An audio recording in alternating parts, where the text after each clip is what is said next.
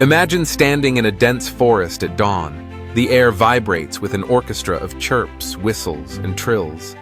Long before humans crafted their own instruments, they listened to these natural melodies, letting them seep deeply into the imagination. Across continents, ancient people mimicked bird calls with flutes and pipes.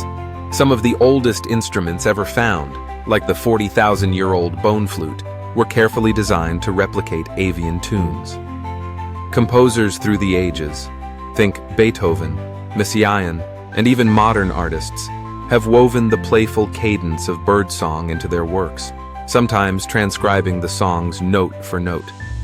But it's not just about imitation. Birds' complex patterns, sudden changes in tempo, and layered harmonies have challenged humans to think differently about rhythm, melody, and structure.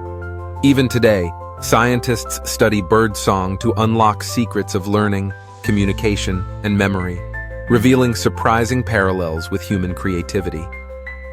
Next time you hear a robin or a nightingale, remember, you're listening to the original maestros, whose songs continue to shape the way we create and experience the world around us.